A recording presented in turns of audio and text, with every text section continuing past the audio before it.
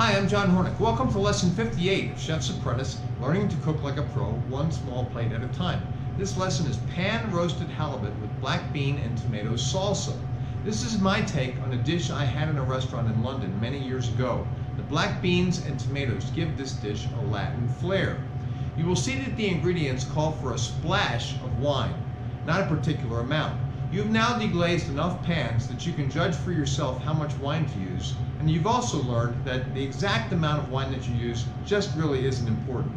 This preparation also teaches you pan roasting, which works well for the halibut in this dish, and it also works well for Chilean sea bass. If you're making small plates and you're making 8 of them, you may not have the facilities to pan roast all 8 pieces of fish at the same time. Rather than cramming 8 pieces of fish in the pan, work in batches. If you try to put too many pieces in the pan or they're too close together, you'll lower the pan temperature or the oil temperature and the fish will steam rather than sear. So don't cram the pan.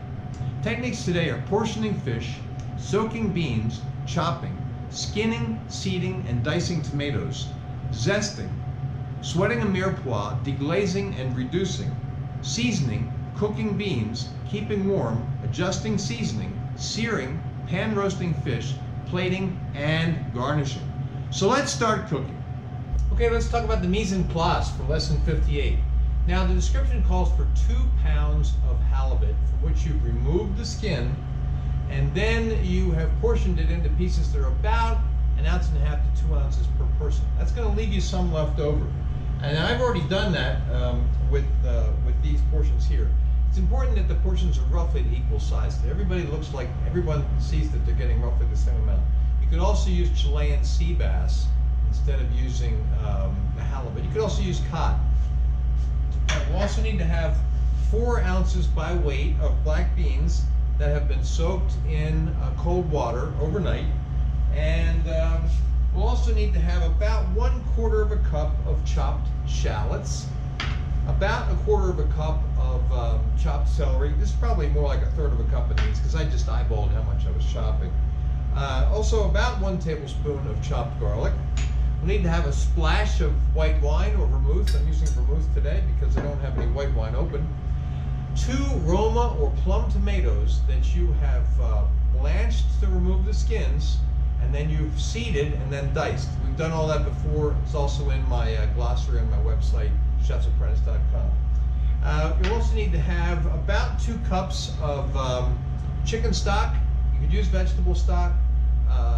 It wouldn't hurt to have more because this is going to be used to cook the beans, and the stock will cook down, and you'll need to replace the liquid. You can replace it with stock or water. If you have stock, use stock. If you don't, use water.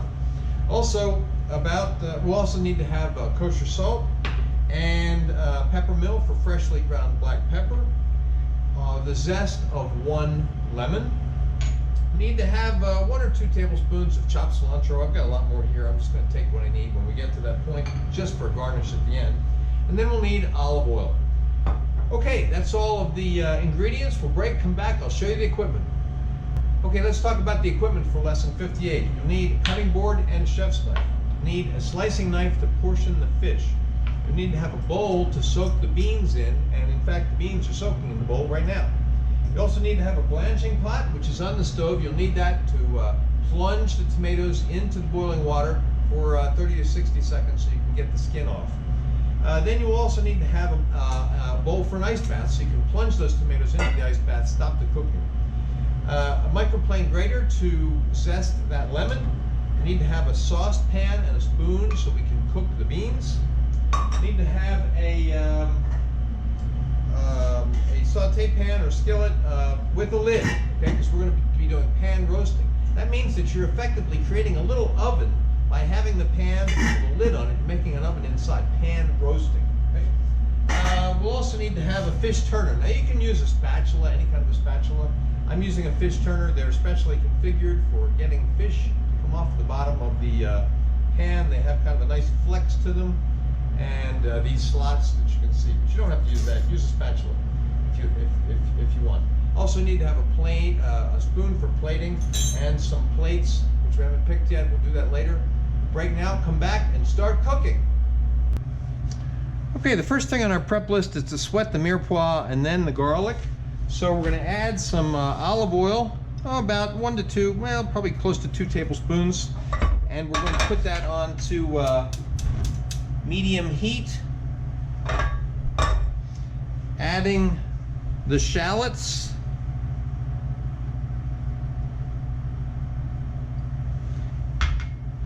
The celery.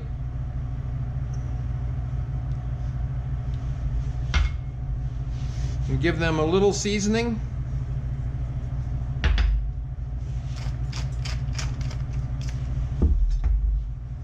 Stir them around a bit to get them coated with the olive oil, and then we're going to let them sweat.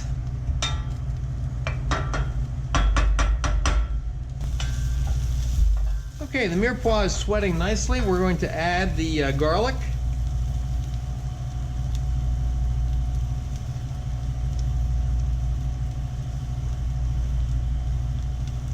And stir it around. Remember, garlic burns pretty easily and quickly.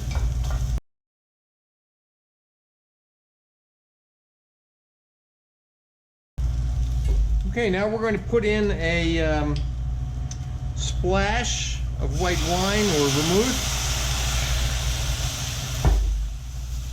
And we're going to let that, deglazing the pan, and let that reduce until it is almost dry or just wet. Okay, time to add the beans. And enough stock to cover the beans. And then some salt and some freshly ground black pepper.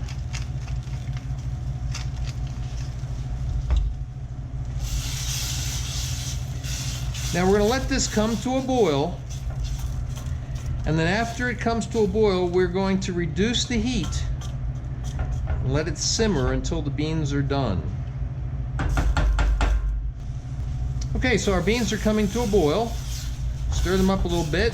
Now we're going to reduce the heat to simmer, and we're going to let them cook until the beans are tender. That's going to take 1 to 2 hours, depending upon your heat, how much liquid you have, a lot of other factors. And the liquid may boil off as you're doing this. You want to have this on, relatively low heat, so the liquid doesn't cook off too quickly. But if the liquid does cook off, starts to get down below the beans, just add some more stock or add water. And just let them cook on a simmer 1 to 2 hours until they're tender. Okay, our beans have been simmering for about 2 hours. Let's see how they're doing. Perfect, nice and tender. Okay, now we want to keep these beans warm until just before we're ready to serve. All right, now let's season our fish. Your fish needs to be dry, okay? Now I had it in the fridge uncovered for a little while so that it would dry out in there. Dry off, I should say. But if yours is, damp at all, use a towel or paper towels and pat it dry. We're going to season both sides.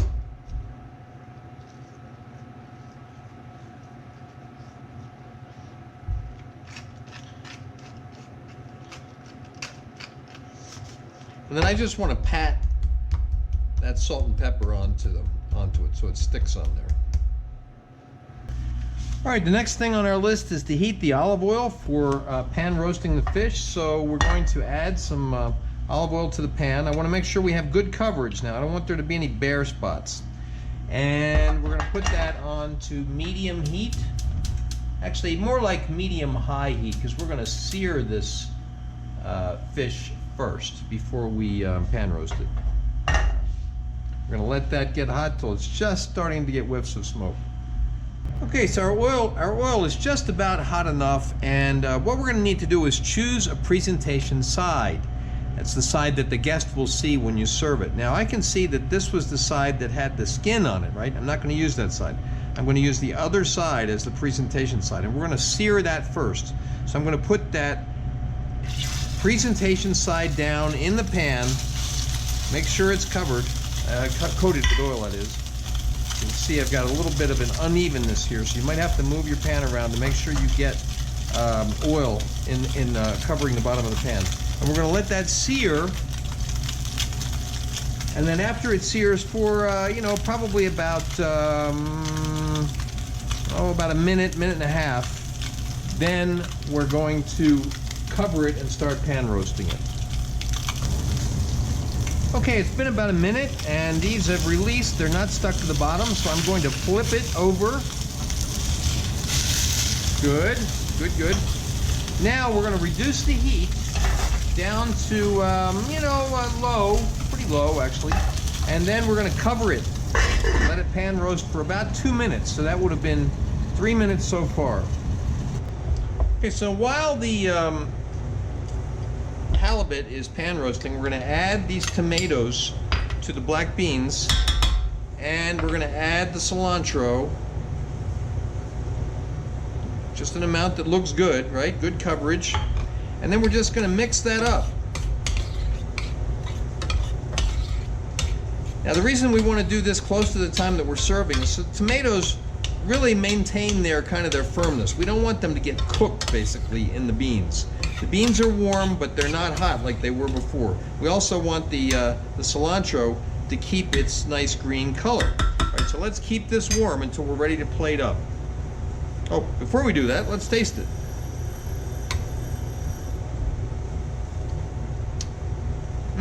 Perfect. Now, if this would be the time to adjust the seasoning if we needed to add salt or pepper. Doesn't need any more salt or pepper. I'm going to keep this warm until it's time to serve. Okay, so it's been about 2 minutes since we turned the fish. Now we're going to turn it over again. And we're going to let it go for another 3 minutes. I can see it's pretty hot in there, so I'm going to be reducing my heat a little bit more. It's pretty low. Now remember, what we're doing here is we're pan roasting. I said this before, but what we're doing is we're essentially creating an oven. This pan becomes a little oven. The heat gets trapped inside. So we're roasting it like we would do in the oven, except we're roasting in a pan. So it's pan roasting. We want to let that go for about 3 minutes. Now, why 3 minutes? Well, this is a matter of judgment. But remember, we've done scallops earlier in the course. Scallop was a jumbo scallop is about the same thickness, and they usually are medium rare in 3 minutes per side. Okay, a smaller scallop is usually medium rare in 2 minutes per side. This is about the same thickness, so we're going to give it about the same amount of heat. Now this is a lower heat, but it's a covered heat. When we're doing the scallops, it's a higher heat, but it's uncovered, okay? Higher heat, it's going to cook faster, but it's uncovered, so the heat's escaping. Here, the heat is lower and it's covered, so the heat's being kept in. So the cooking time will probably be roughly the same. Okay, so it's been about 3 minutes. Let's see how it looks. It's looking nice, looking beautiful, and we're going to turn it back to the presentation side.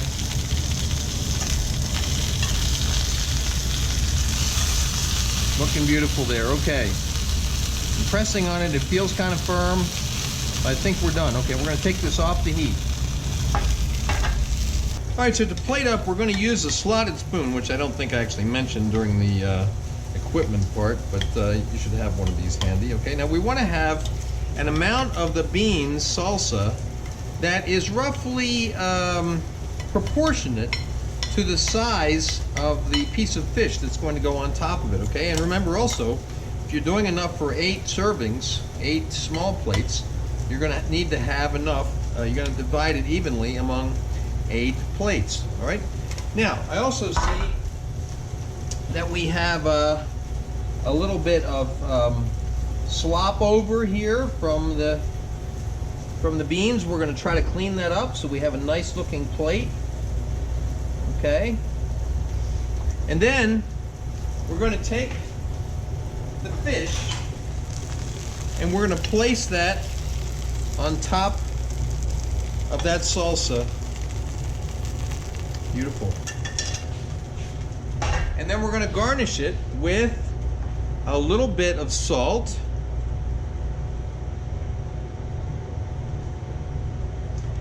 and a twist of pepper. I like the way it falls around the plate there.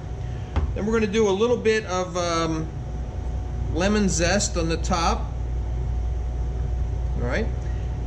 And then, since we have extra cilantro, and since it'll give us some nice color, we're also going to do a little bit of cilantro garnished from on high, okay? And there we have it. This is the conclusion of lesson 58, pan roasted halibut with black bean and tomato salsa. You can see photos of the finished dish at my Instagram, which is at Chef's Apprentice Cook Like a Pro. Next up is beef and salmon nanbanzuki with split asparagus. Please remember to subscribe to my channel, and thanks for watching.